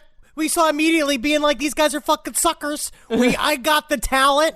I got the know-how. We're sitting here. We're sitting here talking and shit. So you're not obviously fucking, you don't hold my attention. HPB's got a hair 10 times the size of this guy. Wow. And while the others, the guys in the audience, just sort of sat and watched, Olcott was made chairman, Judge was made secretary, and HPB was content to have no title at all, because HPB was bored to fucking tears by organizational details, whereas Olcott seemed to fucking thrive in that environment. In today's nomenclature, HPB is not unlike myself. She is a creative. She's creative. Her job is to inspire and bring ideas. She can't be scheduling and know how to record everything, and she can't know all that tech shit and know anything about how to do taxes or how to build a structure or any of this fucking bullshit. She didn't do this. She provided the words and the sounds. Right. Well, that's very important. It's much like Rowdy Roddy Piper never gave him a championship. Yeah. He didn't need one. Nope. His character was so big. But Olcott, that's why, she did choose, and they also kind of went into their roles, where Olcott knew he had to be the guy to put it all together physically. HPB allowed herself. Now you see, yes, it may seem kind of lazy, but it's the opposite. It's smart. It's working smart. She's starting to become a master, which means you have to be the power behind the curtain. And so, it was at that lecture on September 13th, 1875, that the Theosophical Society, which still exists to this day, was founded. Oh, all right. I mean, it's the type of religion nowadays, it's the type of thing that you meditate long enough that you become a white person that thinks it's cool to wear a turban. It is, theosophy is, you begin to wear wood jewelry if you start to go long enough. I'm sure a lot of emails are sent. Yeah. I'm sure there's a lot of email chains. Now, etymologically, the word theosophy means wisdom of the gods, and it's sort of hard to pin down exactly what theosophy is, and that's kind of by design. There is, however, a mission statement still used as a guide by branches today, and it's a good message. The purposes of the Theosophical Society are 1. To form the nucleus of a universal brotherhood of humanity without distinction of race, creed, sex, caste, or color. Pretty fucking progressive for 1875. Yeah, because sometimes when we form these so-called brotherhoods, it can go awry, especially on the racial front. 2. The study of ancient and modern religions, philosophies, and sciences, and the demonstration of the importance of such study. And 3. The investigation of the unexplained laws of nature and the psychical powers latent in man. Cool. It's pretty broad. Yeah. It's pretty broad. Yeah. But because, again, it starts fairly general. You're invited to a meeting to go to this thing where you assume you're going to hear some lectures, because at the time, that's kind of what had been going on. You go hear some lectures, you see a guy move a cup around, and that's what you do. Theosophy, their goal was to take it a little bit deeper. Oh, deeper. Secret mystery schools deeper. Cool. Blavatsky said that anyone of average intellect leaning toward the metaphysical who found more joy in helping others than in receiving help, and also loved truth, goodness, and wisdom for their own sake and not their benefits, was a theosophist. Wow. To compare it to someone from pop culture, I would actually say, of course helped by my Trekkie wife while discussing theosophy in general, that Captain Jean-Luc Picard of the USS Enterprise is the ideal theosophist. Why? This is the thing. This couple, I mean, Dogmeat and Carolina, they sit there, they put a lot of Star Trek into a lot of stuff. Well, they think about Star Trek more than any two people I've met in our time. We watch and think and talk about Star Trek a lot. What about Worf? I mean, I think Worf technically is HPB. Yeah, could be.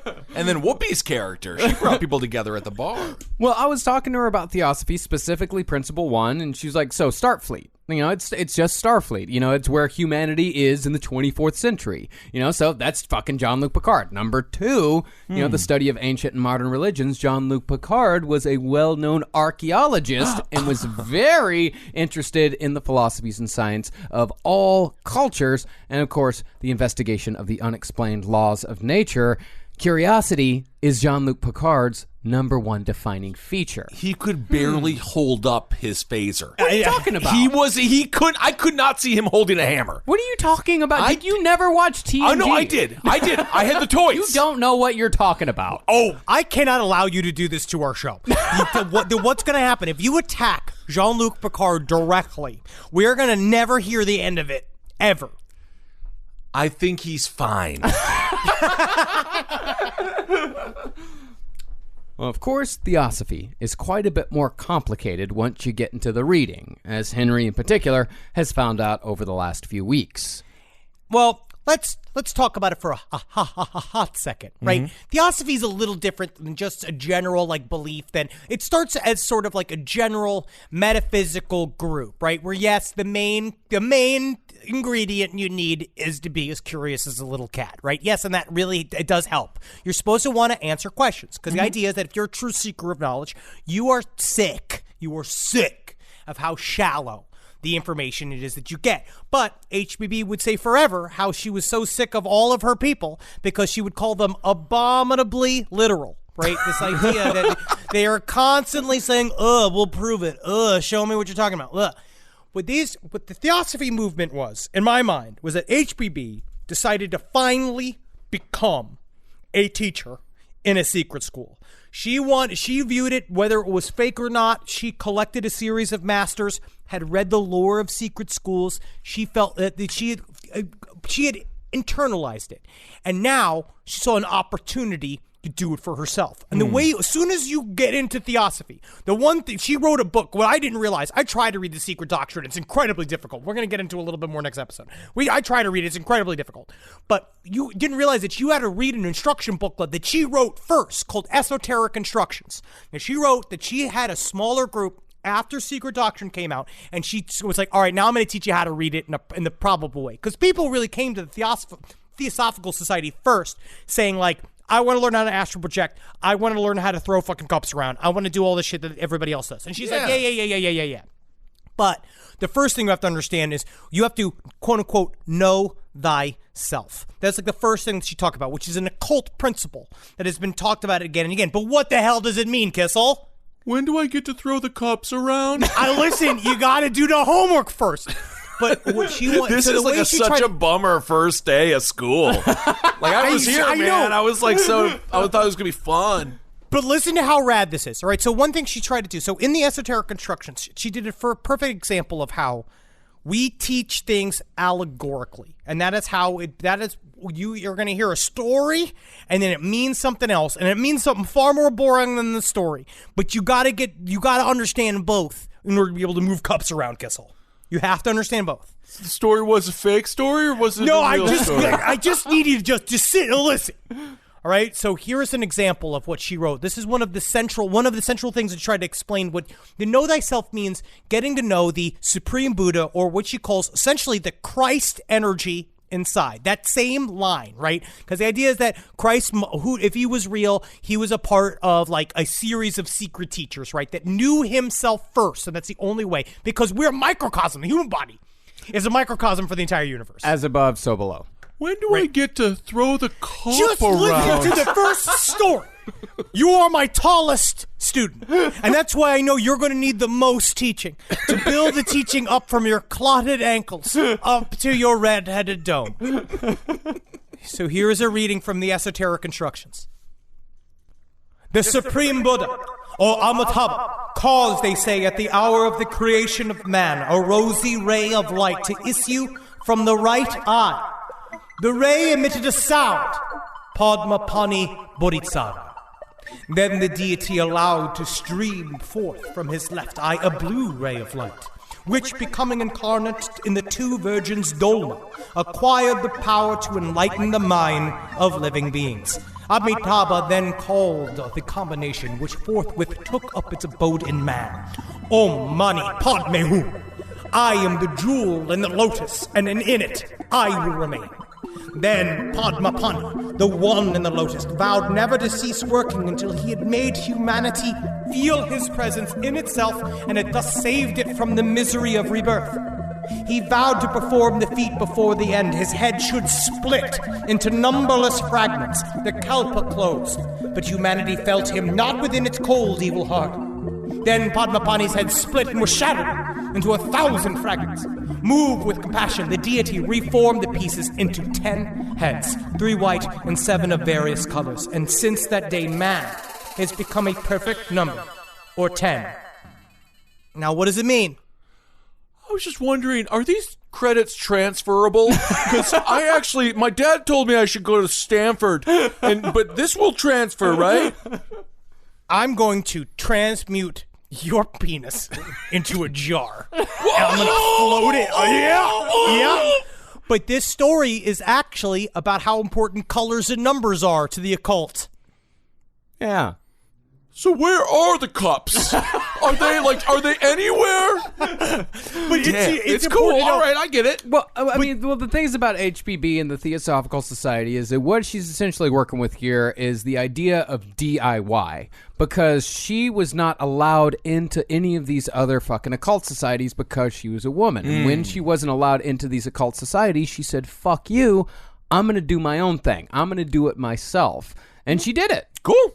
140 years later, it's still here. That's awesome. But it's interesting about how these old stories reflect what actual shamans went through. They would talk about the trials that they have to go through to gain the hidden knowledge. So one of those would be they would take the fucking peyote. They would take the psilocybin. They would take the stuff, and then they would go into these very intense, like, body-racking sort of like hallucinations about being destroyed endlessly by giant gods. And what this basically shows is that the Christ energy is constantly rebuilt inside of us. It has been split throughout all kind. We have to find it inside of us first to access it, and it's the Padmani that moves the cups. Sounds like you just described sperm. As above, so below. Yeah, bro. That's fucking... But seriously, Kizzle, you did it. Yes. You just did it. Yes. Oh, I see the cup moving now. So a couple of weeks after founding the Theosophical Society, HPB traveled upstate to Ithaca and began writing her first great work, Isis Unveiled. Ooh. Partly because the master wanted it, and partly because no one would publish her articles after her star fell a little. Upstate... Well, what happened there? Just people just kind of lost interest. Okay. Upstate, Blavatsky stayed with a family with occult leanings named the Corsons, who actually had very few positive things to say about HPB after her 3-week stay. Oh, come on. Hiram Corson estimated she smoked 200 cigarettes a day. Shit. And called her, quote, a great Russian bear. That's kind of nice. Mean. That's not bad. Everyone loves a bear. Very, very mean.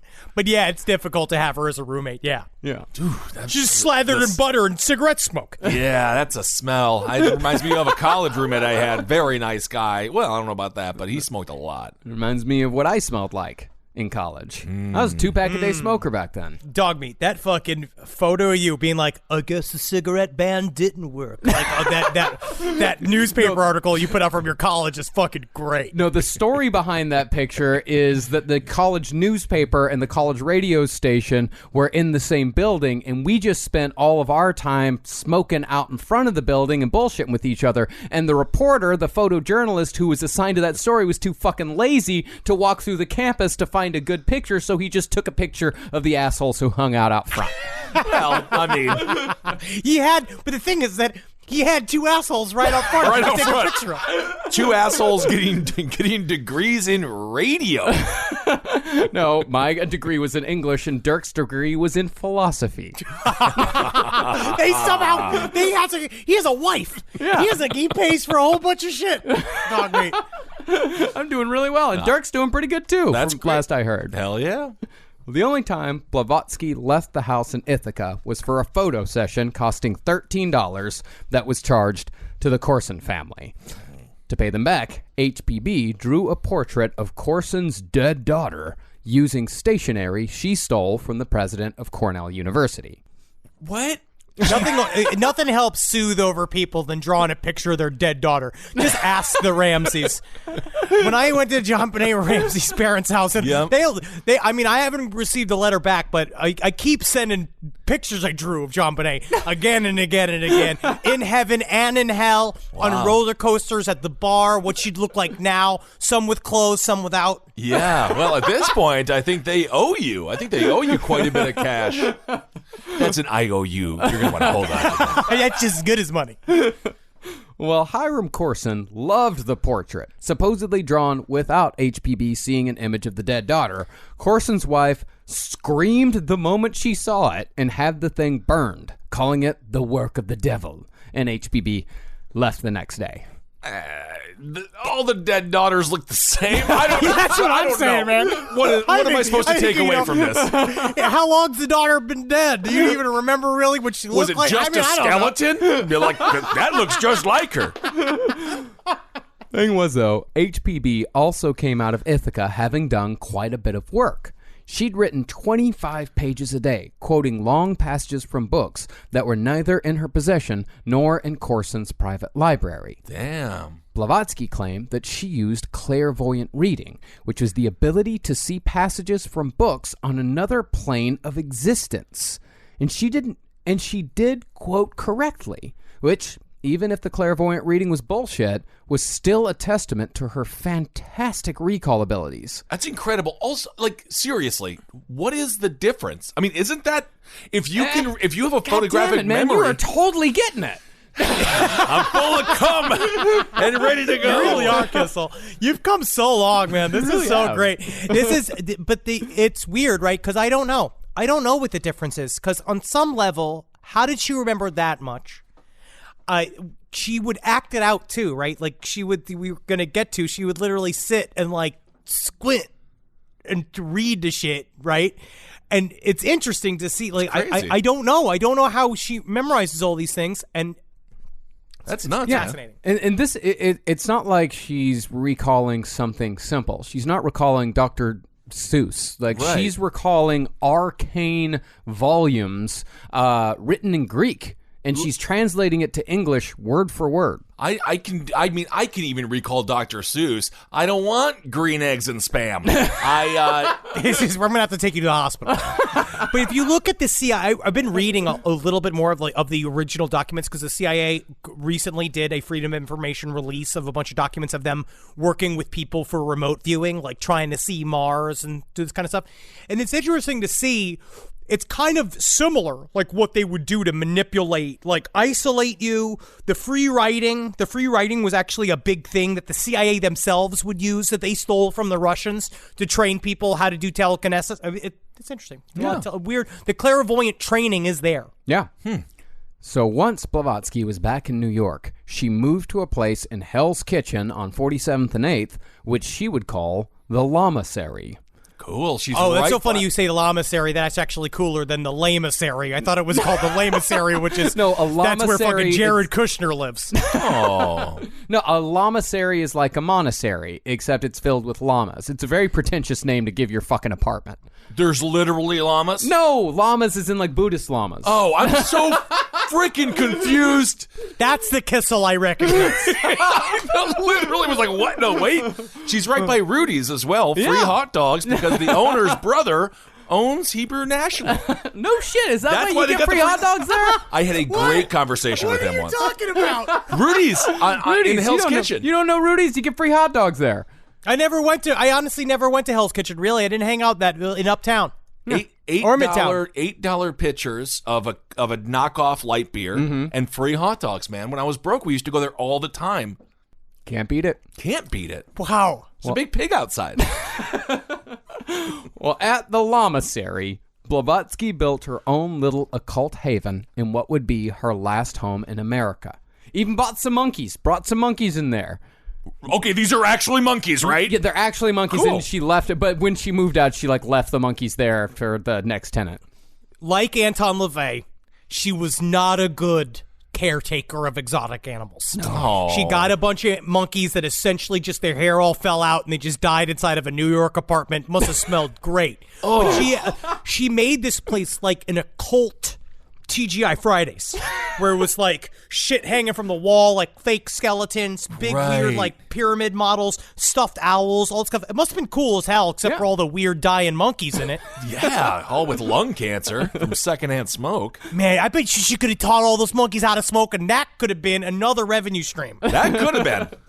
Well, Blavatsky sequestered herself in the lamasery for the next 6 months, working 17-hour days with no outline, no plan, and no reference books, all working on her first great work. Wow. Problem was, though, these drafts were god-awful messes outside of the quotes, full of baffling punctuation and confusing trains of thought. She apparently could not understand punctuation. No, just couldn't get it. It is David Icke's The Biggest Secret. There is no punctuation It in that. is every one of these books that I have tried to read. It is always like this. Because what she's going to teach you afterwards is that you need a teacher to teach you to read it. So that's how you create a job for yourself. So, Olcott worked as her editor, suggesting changes and sometimes rewriting entire passages. Then he'd come back to Blavatsky with the edited work, which she would either approve or throw away and try again till she got it right. Whew, this guy is firmly cooked. He's He's a follower. Yeah, he saw enough to believe her. That's what I truly believe, that during the beginning, especially the very beginning of their relationship, when her powers were at their full extent, he saw some shit. Right. Mm-hmm. But really, when it came down to it, the ideas Blavatsky was developing were fascinating. What she was trying to do here was marry ancient knowledge with modern scientific ideas like evolution, while also reframing the conversation concerning spiritualists and their interaction with the so-called dead. It's just interesting to see how she understood that the way of the future was the middle way. It was to bring the science in so that her shit can then carry forward into the future. Mm-hmm. I mean, it seems like many religions were totally rejecting science at this point, so that's interesting she was available for it. Exactly. In the end, the 1,200-page work outlining these ideas was called Isis Unveiled. Amazingly, the book was a huge success for its time, sold out of its initial print run of 1,000 in just a week. Hell yeah, she's back, baby! Back, baby! She's in the business! Well, technically, she's not back. This is the first time the world's hearing of her. Right? So this is her introduction. This is like the beginning of her. Like at this point, before that, she was sort of a local. She was a local character. She was Bernie Mac playing the clubs, and now she's got the Bernie Mac show. Hell yeah! One of the best shows ever, by the way. See, part of what Isis Unveiled was trying to do was to teach a universal type of humanity that rejected intolerant, fundamental forms of religion, which she saw as ultimately destructive. Mm-hmm. Instead, she said that all religions sprung from a common source, Hermetic philosophy. So saying that Christianity or Judaism or Islam was more true than the others was missing the point. I agree. But at the same time, she also pushed back on the theories of Charles Darwin. While she did believe in evolution as Charles Darwin laid it out, and this was back when evolution was new. Like, this was not when, like now, when it's, just fucking accepted. Like, this was back when evolution was a new idea. She accepted it, but she said that Darwin was missing something essential in his works. Charles Darwin wasn't accounting for the evolution of the soul. And nor did any of those monkeys she bought turn into people. So, hey, you tell me. Yeah, and she was trying to make them people. She was feeding them eggs and butter, and she was giving them shoes, and she was making them smoke, and they refused to vote. It's ridiculous. Well, Blavatsky wrote that hard science, the idea that we are merely quote-unquote trousered apes, was dangerous. But it's not like the fundamentals, because, the fundamentalists, they take evolution as a personal insult. Right. Like, I wasn't no monkey. Monkey didn't come from no me. I'm better than a monkey. And they think that their thoughts come from God. I drink soda. And if you give a monkey soda, it dies. Oh. So? Well, Blavatsky took issue because that viewpoint was limiting. She wrote that hard science removed any and all spiritual thought from the equation and sort of stuck us in the mud. Essentially, she was saying that believing in evolution as the end-all be-all actually prevented further evolution from happening. I see where she's going with that. Totally. But now we're starting to hit that crux even now. We see it again and again. The idea that of just one empirical machine-like world where we just just cells and blah blah blah. It's like a kind of a factory world on one side, and then her idea that you can take all of the things that you're saying about science and apply it to magical thought as well, because she's saying like there's a whole other side of the universe that you're denying. You're denying the astral plane, and we got to bring it in. Yeah. Okay. Now, if you're a bit of a rust coal, the idea of a mechanical universe sounds exactly right. There's plenty of people listening who believe that, humans are nothing more than animals who happen to reach consciousness through a tragic accident of evolution. Flapdoodles! Whoa! But in Blavatsky's estimation, humankind's transformation from monkey to man was merely the next step in evolution on our way to what we might call godhood. So what happened? Did man just sort of walk out one day like the now infamous character from Usual Suspects? Kaiser Sose. That's right, and then just slowly start to stand up straight? What are you talking about? Evolution, my friends. Evolution. You know what I will say is that, do you really want an answer to that? Because there is an answer to it. There is a form of answer to it, which is the idea that all energies sprung from the beingness, the unending and unknowable God force called the Parabrahm, where just the sheer infiniteness of it means that it wouldn't be infinite if it couldn't spontaneously create life. So is the cup like in the kitchen or where would they be? Well, this idea that monkey can become man, can become God, was actually written about in the Kabbalah thousands of years ago. Yeah, get your shit tight. It's Kabbalah time. Here's the message. Kabbalah's one, you bitch. I love when Madonna made it when she was Kabbalah when she did that. Here's the message, and it's very simple. And this is from the Kabbalah. A stone becomes a plant a beast, a man, a spirit, and the spirit, a god. Whoa, cool. Yeah, fucking man, that's what I've been Light fucking it talking up. about this whole fucking time, man. But what does that sound very similar to? Mormonism, Gnosticism, right? This idea that, which is what they kind of all lump together as well. It's going to become more and more succinct in the secret doctrine. But this idea of there is you literally can't know it. Yeah, unknowable Godhead. There's a Das God. There's an unknowable frame to all reality that shits out creator gods that are allegorical spiritual mirrors of us as a body. And then everything that you want to know about the universe, you can learn just from your horrible body, Kissel. From my horrible body, I can literally learn from my folds.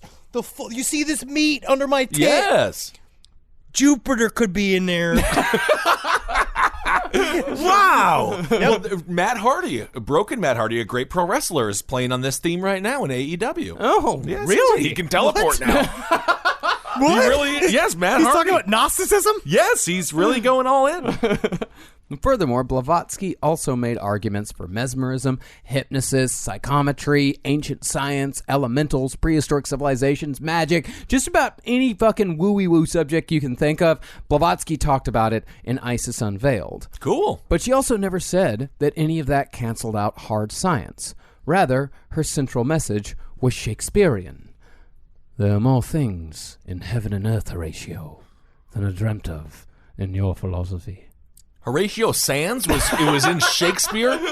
People love him. They love him. They hate Hamlet. They hate Hamlet. Oh my God! The only Hamlet Give I me a like. fat guy. That's what I like. Well, I he's like a lost a fat lot guy. of weight, hurt his career.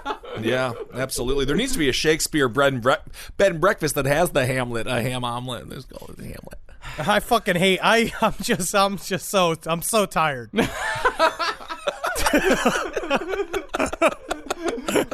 Unfortunately, though, while Isis Unveiled was a success sales-wise, it didn't necessarily translate to a whole lot of new members for the Theosophical Society, although they did end up getting a couple of celebrities. Who? Thomas Edison. Yeah, buddy. Yeah. What? They got their fucking Elon Musk of the time. They got him. Yeah. The guy who electrocuted the elephant, or was that the other one? Was No, that Tesla? No, that was Edison. That was Yeah. 100% Edison. They got the guy who electrocuted the elephant. Yeah, we got him. He'll kill anything. Yeah, well, Edison was doing some experiments like about paranormal phenomena at the time, and he figured this Blavatsky woman, she's got a handle on it, so I'll join the Theosophical Society. You know who else joined?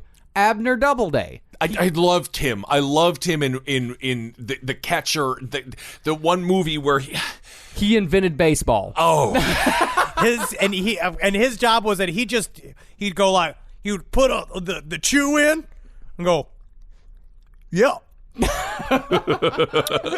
yep, that's it.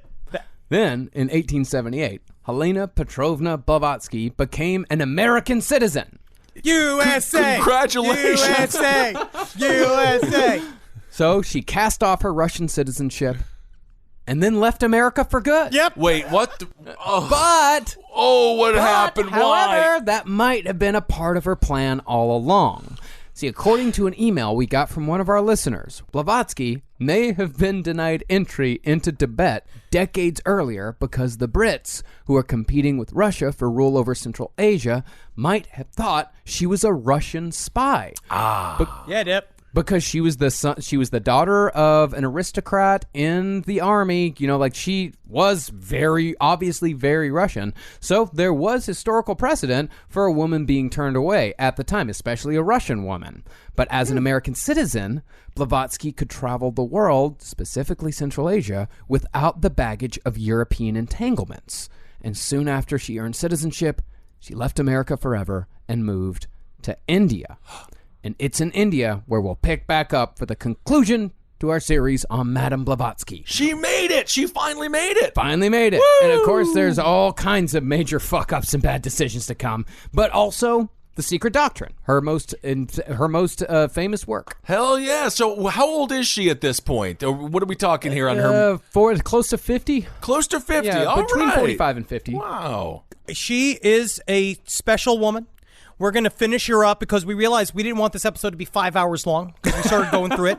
And we want to get into deep as we can into Atlantis, the root races. We're going to find out just how troubling some of her information was and how some of it was twisted, right? And some of it was interesting. But again, remember, all of it is supposed to be taken with a sense of creative license. Yes. And you take these things and you interpret for yourselves. But the one thing that is not interpretable is how her hubris led to her downfall. Yep. And then the end is going to be the sad ending of HPB, which is what America and what people around the world know her for and why her reputation has been tarnished so thoroughly. Well, and much like me, if I fall, I ain't getting up. Wow, Madame Blavatsky, that is awesome. What a life this woman lived. Yeah, I mean, this is a life in 3 parts. There's the veiled years. There's her time in New York. You know, really her figuring out who she is essentially in the occult world, and then the third part is her in India and her kind of fucking that up, but bringing it back and writing one of the most influential books in occult history. She sort of becomes an Indian Rachel Dolezal for a period of time, but we'll forgive her of that. I say that that's her acquiring character. Yes. Yeah. Oh, I forgot about that mistake. Wow. All right, everyone. Thank you all so much for listening to our episodes on Madame Blavatsky. Thank you all so much for getting the book. Thank you for the wonderful response. It's been incredible. And also, you can get some new merch at lastpodcastmerch.com. And don't forget our live show, lastpodcastlive.com. You can watch us dance and play around in front of your eyes. Yeah, speaking of the merch on the live show, the Jeff the Talking Mongoose shirts, the Do It for the Devilment shirts, just go to the website and click on pre-order. That's where you find those. The pre-order ends on 6/4/2020, and they will not be sold after that. So get your Jeff the Talking Mongoose shirts now. Honk, honk. Oh, and let us know. Honestly, we want to do more of these flash sales because I'm a t-shirt person. I'm collecting my own fucking I'm collecting my own t-shirts. I love them. So if you have an idea for a t-shirt, always send it to our ways. We love seeing what y'all say about merch. And we've heard people asking for pint glasses. We're trying to figure that out. We're trying to figure out a couple other little things. Figure out what we're gonna do. Absolutely, and if you do create something for, I don't know, Etsy or whatever it is, feel free to tag us, and we'll be happy to help you out in whatever your endeavors are as well. There was a great kick-ass ring, and then there was that kick-ass mug. I mean, y'all are just, whenever we can help, we absolutely love to help the small businesses and the artists. Of course. Because we're in this together. Y'all help us, and we help you, and I fucking absolutely, we're very lucky. Very lucky. We have talented and cool, sexy listeners. I've seen fan art from other shows, and we're very lucky. We're very lucky. You guys are unbelievable. Yeah. Our stuff is good. I don't know how we got that. Yeah. But man, I just love this. I love this story so much. Yeah. I love HPB, and I hope y'all do too, because if she can do it, we can do it. Absolutely, and thanks for supporting all the shows in the Last Podcast Network. No Dogs in Space. Summer Strange, we're going to be doing it all fucking summer long. This is just the beginning of it. Yeah. We're going to be getting weird all fucking summer, so I hope you guys I hope you understand how much homework is involved here. Yeah. So y'all should start reading some of these books so that you can start telling us what to say. I'm just here to move a cup. You missed the point, sir. Thanks for supporting the Last Podcast Network. And never forget, hail yourselves. Hail Satan. Again. Magustalations. Hail me. You okay? You smoking again? It's one of these days that I'll come to you for a favor. You cannot refuse this favor. You're going to end this with a horrible De Niro impression? No, that's Godfather. That's Marlon Brando. No correlation to anything. No, I just like saying it. I say it a lot at home to myself. This show is made possible by listeners like you. Thanks to our ad sponsors, you can support our shows by supporting them. For more shows like the one you just listened to, go to lastpodcastnetwork.com.